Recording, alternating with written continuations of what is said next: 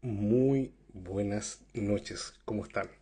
Bueno, como cada viernes tenemos esta transmisión que en el fondo es el viernes de entrevistas, ¿ya? Y siempre nos preocupamos de invitar a un profesional, alguien que nos venga a compartir un poco su conocimiento, su especialidad. Y bueno, hoy tenemos de invitado al doctor Hugo Solís, ¿ya? Él es médico, el especialista en neurología para adultos. Él fue jefe del servicio de neurología del Hospital Madariaga, acá en Posadas, en Misiones, y a la vez también ahora está en su consulta personal ubicada en Punto Med, acá en Posadas. Y bueno, nos conocemos hace un tiempo y Hugo accedió cordialmente a poder acompañarnos en este día viernes en esta entrevista. Y un poco cuál es la idea. Que hoy día nos hable un poco sobre la migraña, ¿ya? Y la migraña, estos dolores de cabeza que uno siempre tiene y que uno cuando logra captar de que es algo que va más allá de algo normal, nos preocupa un poquitito. Entonces ahí es bueno acceder a un especialista. Bueno, entonces ahora vamos a invitar a Hugo para que pueda acceder a nuestra entrevista. Si tienen alguna pregunta, alguna consulta, por favor háganla en el chat, ¿ya? Yo voy a tratar de ir leyendo e ir preguntándosela de inmediato a Hugo. Y aquí está Hugo conectado. Muy buenas noches, Hugo. Hola Juan Manuel. Bueno, antes que nada, un placer enorme poder participar de este vivo con vos.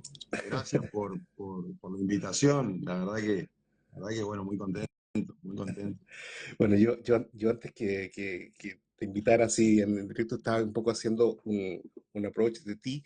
Bueno, tú eres médico, eres especialista en neurología, en adulto. Comentaba también que había sido jefe del servicio de neurología acá en el hospital nuestro en Madariaga, en Posada, y a la vez también que tienes tu nueva consulta en Punto Med. Un poco quizás, tú me enviaste algunas preguntas que quisieras, pero quizás un poco para ayudar a la audiencia, un poco explícanos en qué consiste ser un neurólogo. ¿Qué es lo propio del neurólogo? Porque muchas veces nos confundimos entre el psiquiatra, el psicólogo y ¿qué ve el neurólogo? No, bueno, buenísima la pregunta. Mirá, somos como primos.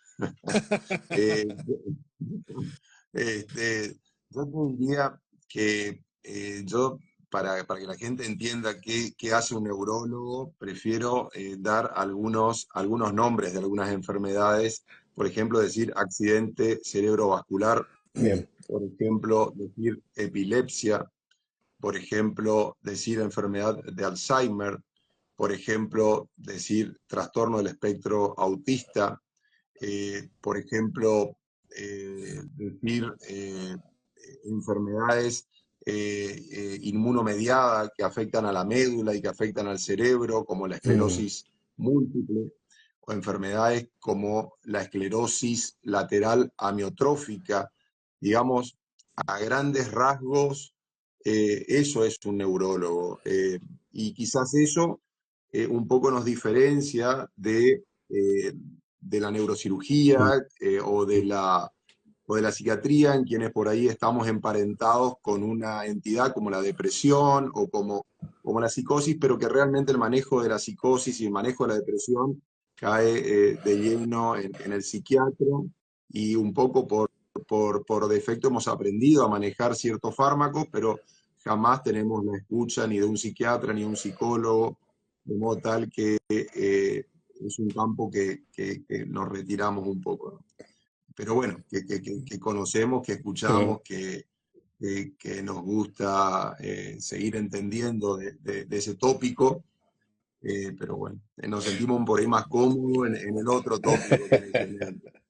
Perfecto. Bueno, muchos también tienen que saber de que muchas veces uno deriva, cuando uno es psicólogo, uno deriva o al psiquiatra y cuando ve que la cosa ya está un poco a nivel ya orgánico totalmente, y ahí uno deriva al neurólogo. Así que hemos tenido varios Exacto. pacientes en común con Hugo.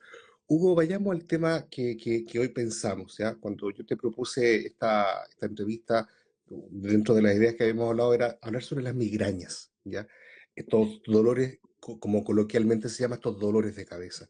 ¿Puedes darnos como un contexto? ¿En qué consiste? ¿Qué es una migraña? Bueno, buenísimo y buenísimo el tema, ¿no? Eh, la migraña es un tipo de cefalea. Recordemos que hay más o menos 300 tipos de cefaleas Ah, mira, descritos. ya. Sí, hay muchísimos, hay una clasificación realmente muy amplia. Y la migraña es la segunda causa de cefalea más frecuente por debajo de la cefalea tensional, ¿no? Aclarando que la cefalea tensional es un poco la cefalea que en algún momento de nuestra vida tuvimos casi todos, ¿no? La migraña uno la puede definir como una cefalea intensa, de carácter pulsátil, muchas veces unilateral, que se asocia muchas veces a la intolerancia a la luz, al ruido, a ciertos olores, lo que se llama fotofobia, fonofobia, osmofobia, que es muy discapacitante, que por ejemplo la actividad física la empeora rotundamente.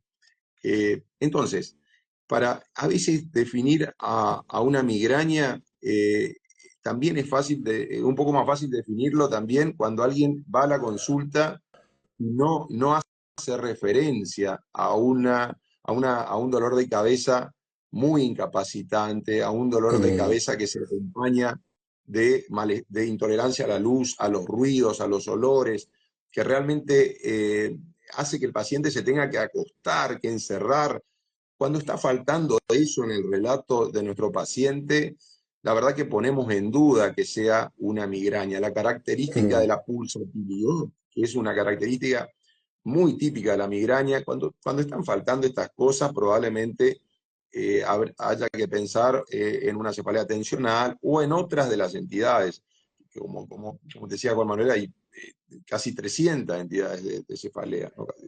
Distintos tipos de dolores de cabeza, ¿no? Y por ejemplo, como la clásica, lo clásico que la gente dice, mira, me duele mucho la cabeza, tengo un dolor intenso de cabeza. Eh, eso sería, por lo que sí te entiendo, una cefalea. Es una cefalea, pero si ahondamos más en la pregunta y a esa misma persona le preguntamos si siente que le late, que siente como si estuviera Ah, pulsando la cabeza, ya. y nos dice que sí, y también nos dice que la verdad que le molesta mucho la luz y le molesta mucho el ruido, que se siente como con náuseas, que realmente se siente muy mal, que no puede, que no puede ni ir ni salir de la habitación, que tiene que ponerse a oscuras. Bueno, sin duda que casi que nos está diciendo que tengo migraña, ¿no? Y en ese caso, ¿cuál es el tratamiento como clásico o más lógico de seguir para una migraña? Bueno, es buenísima la pregunta, porque la verdad que la migraña es casi te diría, un síndrome neurológico muy impresionante. Si tenemos que definir, es un cerebro, el del migrañoso, Mm, hiperexcitado. En el migrañoso hay un déficit hereditario en el manejo de los inputs sensoriales. Es decir, a diferencia de otra persona que no tiene migraña, el migrañoso maneja muy mal el control de ciertos estímulos, tanto internos como externos, tanto tenga que ver con el ruido, con el estrés, con distintos cambios de temperatura. Pero ¿qué subyace en la migraña por sobre todas las cosas? Un trastorno genético. Es muy mm. común escuchar que tenía el papá, o que tenía la mamá, o que tenía el abuelo, que tenía la abuela. Es decir, hay un trasfondo genético bastante importante. En el abordaje de un paciente con migraña hay un abordaje farmacológico y un abordaje no farmacológico. Lo Mm, que uno propende es a tener ordenado un estilo de vida, porque el migrañoso es un paciente que tolera mal ciertos excesos de estímulo. Por ejemplo, la luz, hay que tender a la cronificación, a la baja de ciertos estímulos luminosos, tener paredes que en vez que propagar la luz, absorban la luz. en el tema de los ruidos, tratar de insonorizar el ambiente, en el estilo de vida, tratar de ser lo más ordenado posible en el ritmo de sueño y de comidas, tratar de acostarse más temprano, tener un cierto horario parejo. Después, por Mm, ejemplo, tratar de, en general, el migrañoso tiene una lectura bastante precisa de qué cosas le disparan ciertas crisis de migraña. Por ejemplo, es de renombre el alcohol, por ejemplo. ah, El mira, migrañoso cuando toma alcohol, en general la pasa muy mal, pues el alcohol es un vasodilatador y no es raro escuchar de que en general evite el alcohol, ¿no? Hay ciertos alimentos que también lo disparan, pero todo esto ¿en quién? En quien tiene una predisposición genética. Y a veces está bueno usar una metáfora que a mí me gusta, que la escuché de la doctora Patricia Pozo, que es jefa del área cefalea de Barcelona, de Valdebrón, donde dice que el migrañoso compara con la computadora, con nuestra notebook o con nuestra PC de escritorio, que es un cerebro que sabe abrir muchos programas, pero que después no puede cerrarlos. Entonces, ¿qué pasa con esa computadora? Llega un momento que se cuelga, que se para. Y cuando se para, ¿qué es el equivalente en esta metáfora? Es cuando se desencadena la crisis de migraña. Al revés de lo que pensamos, que la migraña, el dolor o el ataque es el comienzo, el ataque es el final del circuito. El ataque ya es el final, ya para eso todo el sistema de percepción, tanto del entorno externo como interno del cerebro migrañoso, ya anticipó eso y ya se activó molecularmente. mm. Y ¿No? entonces, Hugo, si tú dices que el dolor de la migraña es lo final, ¿qué es qué es lo inicial? Y este dato sería muy bueno para que la gente supiera diciendo, si el dolor de la cabeza va a ser el final del resultado del proceso, bueno, ¿en qué me tengo que fijar inicialmente para estar atento y no llegar a la migraña? Bueno, excelente la pregunta. En principio, yo creo que hay cosas que pueden ser modificables y otras que no. Por ejemplo, esto que decíamos, de si es un migrañoso, sabemos que el alcohol, evidentemente, que le va a disparar, le va a desencadenar un ataque de migraña, pero ciertas otras situaciones es muy difícil porque, qué sé yo, podrá gestionar bien el estrés lo mejor que puede, pero van a haber situaciones del día a día que por ahí le va a ser difícil y probablemente dispare un ataque de migraña. Vos pensás, Juan Manuel, que es 3 veces más frecuente en mujeres y hay una edad que va de los 15 a los 55 años de muchísima frecuencia aparte. Y, por ejemplo, como un desencadenante interno en la mujer es el ciclo menstrual, donde hay una caída en los niveles de estrógeno. ¿De qué manera se evita eso? O sea, hay cosas que son muy difíciles de evitar, pero hay algo que enhebro un poco con la pregunta que me hacías del tratamiento. Y hay una cosa que hay que evitar y que deberíamos tratar de evitar los neurólogos y en general la medicina, la cronificación de la migraña. Porque una cosa es tener un episodio de migraña eh, por mes o cada 2 meses, y otra cosa es cuando vos empezás a escuchar de que hay gente que tiene de los 30 días del mes, 10 días de migraña. Porque quizás un poco te paso esto como psicólogo que sos, ¿cuántos días de vida pierde una persona con migraña? Si empezamos a calcular de una persona que a los 15 o 16 años empezó con migraña y empieza a tener 4 o 5 días al mes que realmente no funciona, el cerebro está paralizado. Y decimos, bueno, fue un mes, fueron 2 meses, quizás no hace a la diferencia, pero cuando empezamos a ver la suma de años encima en una enfermedad muy invisibilizada, porque a diferencia, por ejemplo, de la diabetes, que uno testea la glucemia y dice, este señor es diabético, o la hipertensión, donde uno le toma la presión y dice, bueno, no, esta persona tiene hipertensión y la vamos a medicar, y todo el sistema de salud va en dirección tanto, por ejemplo, de la diabetes como de la hipertensión. En la migraña no ocurre definitivamente eso.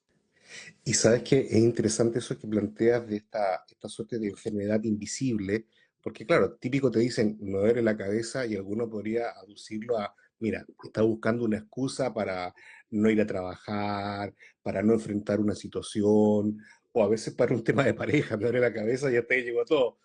Entonces, es interesante eso que planteas de que hay que estar atento a no cronificarlo. Cuando tú hablabas del concepto genético, ¿bien? Eh, Cuando es hormonal, y hablas un poco también del periodo de la mujer, cuando es hormonal, todo el tema de la menopausia, y en el caso de nosotros los varones de la andropausia, ¿también afecta un poco que haya una mayor cantidad de migraña o no? Sí, sí, es muy buena esa apreciación porque después de los 50, 55 años empiezan en los migrañosos a verse que en general tiende a disminuir, así como también en la niñez. Pero también es interesante una cosa, si una persona a los 16 años empieza con un ataque de migraña, no es que es migrañoso a los 16 años se volvió, sino que esa persona nace con migraña, con la predisposición a la migraña y va a morir con la predisposición a la migraña. Lo que sucede si estamos hablando de una enfermedad con una fuerte predisposición genética, lo que pasa es que la expresión de esos genes va tendiendo a disminuir en cierta edad, tanto en la niñez como en la tercera edad, ¿no? Entonces, eh, la migraña tiene dos fenómenos muy interesantes. Uno, que es un fenómeno inflamatorio, que, eh, que bueno, se da una cascada inflamatoria donde hay varios péptidos y proteínas que se activan y sistemas, trigémino vascular, CGRP, en fin, que se activan. Y por otro lado, hay una parada del cerebro, esto que decimos cuando poníamos la metáfora de la computadora cuando se cuelga. Bueno, dos fenómenos importantes. El reseteo o la parada, reseteo también algo muy notable, muy interesante, ¿no? Que un cerebro se tenga que resetear, pero así ocurre. Y por otro lado, la inflamación. La inflamación después de los 50 o 55 años como fenómeno importante en la génesis de la migraña, empieza a disminuir. Entonces, quizás eso explica la disminución en esa franja etaria, en esos dos polos de franja etaria, en la niñez y en lo que va a empezar a ser la tercera edad. Y hubo a nivel un poco más del tratamiento, ¿ya? Porque hablamos, tú decías, hacía esa diferencia de lo farmacológico y lo no farmacológico. ¿Cuáles son en la actualidad los tratamientos que más se utilizan, que son más efectivos? Bueno, me encanta esa pregunta porque ahora, hace muy poco, Valdebrón en Barcelona hizo un trabajo con 621 pacientes con migraña episódica, es aquella migraña que tiene menos de 15 episodios al mes. Y dividió en dos grupos. Un grupo al que le dio exacto un tratamiento que se llama Erenumab, que apunta al receptor del CGRP, que es un acrónimo que significa péptido relacionado contra el gen de la calcitonina, una molécula crítica en la génesis de la migraña. Una mitad recibió ese fármaco y una mitad recibió lo que llamamos tratamiento inespecífico para la migraña. Topiramato o antiepilépticos, antidepresivos, antihipertensivos, que usamos comúnmente en la práctica de nuestro día a día como preventivo de la migraña. Y se vio no solo la tremenda efectividad de esta molécula, que en este caso usaron Erenumab, hay varias otras drogas de esta familia de fármacos, sino que aparte se vio que la mejoría en relación a los otros fármacos tiene 13 veces más posibilidades de alcanzar una mejoría ese paciente migrañoso tratado con estos fármacos que salen al mercado en el 2018-2019. Es decir, que son relativamente nuevos si comparamos con ciertos hitos farmacológicos en la historia de la migraña, llamémosle 1991-92 los triptanes, en el año 2000 la toxina botulínica. Pensemos que ahora estamos viviendo el auge de estos fármacos, ¿no? Que realmente cambian Mm, notablemente la concepción del tratamiento de la migraña. ¿Y evitan qué cosa? Evitan que se cronifique la migraña, porque una vez que un paciente han pasado 10 años o 15 años de migraña y muchos días de su vida con migraña, no solamente esto genera un cambio en la neurobioquímica del cerebro, en la neuroanatomía del cerebro, en la neurofisiología del cerebro. Es decir, que es mucho, pero muchísimo más difícil volver a ordenar bioquímicamente hablando esa situación y muchas veces se vuelven inclusive refractarios a una medicación tan potente. Por eso la importancia de educar de temprana edad y de diagnosticar mm, rápido, y el consejo prácticamente es ir rápidamente a este tipo de fármacos. Nosotros tenemos un problema, que somos mm. un país con una economía vulnerable, que no es una economía muy sólida, y es difícil, pues son remedios más caros, ¿no? Hay que decirlo también. Y Hugo, y a nivel de los tratamientos no farmacológicos, ¿qué es lo común, qué es lo más efectivo, qué es lo que en la actualidad se está llevando para poder atender el tema de la migraña? Bueno, empezando por tratar de llevar a ese paciente una vida lo más ordenada posible en lo personal, aliento a que hagan yoga, a que hagan meditación, a que hagan mindfulness, a tratar de que ese paciente baje un cambio todo lo que pueda, a disminuir hasta donde se pueda todos los estresores del día a día. A veces es fácil, a veces no es tan fácil. Alentarlo a que haga caminatas, a que, a que, a que tenga una actividad física. En general le pido por lo menos que salga a caminar una hora si el tiempo o el clima lo permite. Eh, Tratar de ordenar todo lo que puedo ese ritmo de vida. A veces ayuda mucho y otras veces es como que no alcanza con eso, amén de ir al tratamiento preventivo y el tratamiento farmacológico bueno, en algunas ocasiones no, es muy necesario usarlo, ¿no? Obviamente no lo usaría en un paciente que tiene una crisis cada 3 meses, ¿no? Pero en aquel que tiene varias crisis por mes sí, ¿no? Y bueno, en lo no farmacológico apunto a eso, ¿no? A ordenar su ritmo de vida, si hay detonantes o gatillos del área psicológica, bueno, alentarlo a hacer psicoterapia, en fin, ordenar todo lo que se pueda, todo lo que hace al entorno interno y externo, ese ecosistema que esté lo mejor posible, pero sabiendo siempre que tiene un trasfondo genético la migraña, ¿no? Y bueno, tratando vemos así todo, te digo, un tratamiento muy notable cuando usamos, nosotros acá estamos más acostumbrados a utilizar fármacos no específicos por un tema económico, ¿no? Y la verdad que el cambio en lo que es el patrón de cefalea es muy notorio, pero bueno, no todo el mundo va a responder y el otro es un elemento medio eh, difícil de acceder, es muy caro.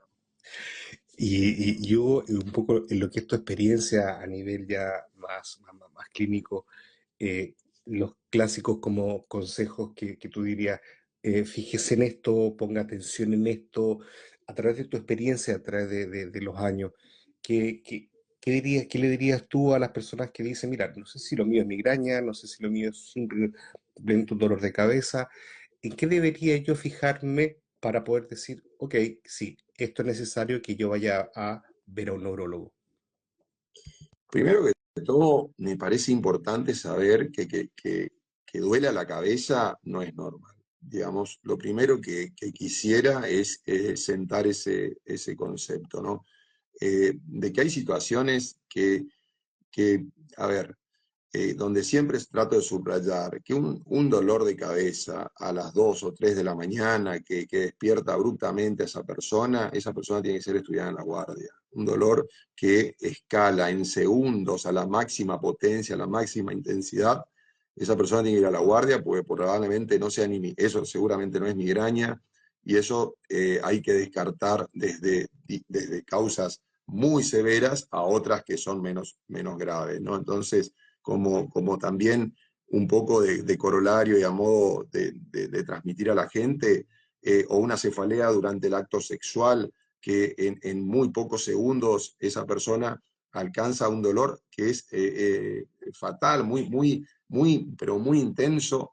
Esa persona tiene que ser evaluada en la guardia casi inmediatamente, ¿no? Porque hay que hacer un estudio para ver los vasos del cerebro, para ver el cerebro cómo está, para descartar que no se trate de algo más grave, ¿no? Y lo otro es alentar a esa persona, a esa persona que tiene migraña, volviendo al tema de quien sí tiene migraña, a que no se siga invisibilizando la enfermedad, ¿no?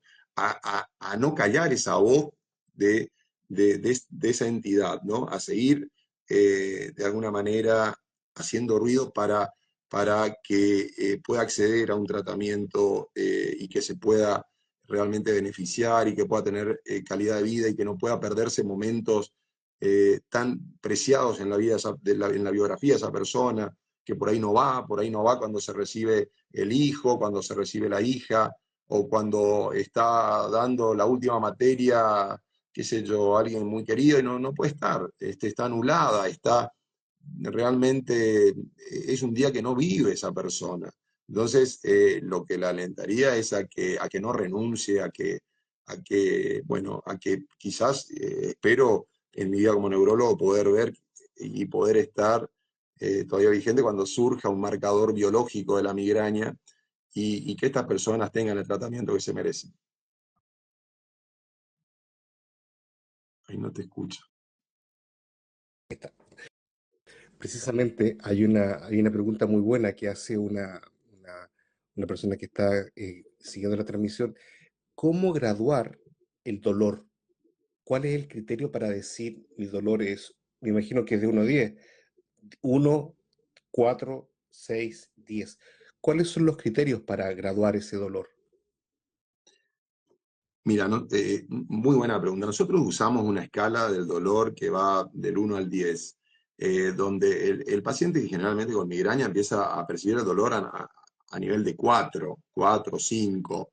Eh, es un dolor que lo percibió y que por ahí a ese punto no es incapacitante. Ya cuando estamos en 7, sí, ya empieza a ser muy incapacitante. Y 9 o 10, yo te diría que está en la guardia ese paciente. Porque pensemos que la migraña, cuando está el ataque, tiene un estado nauseoso muy importante.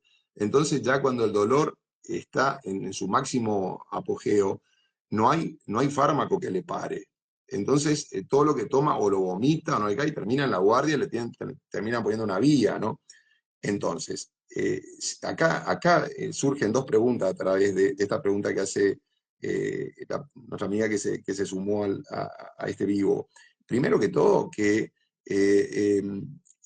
hay un tiempo crítico también para tomar un analgésico, sea ibuprofeno, sea naproxeno, en fin, sea el fármaco que su médico le ha aconsejado.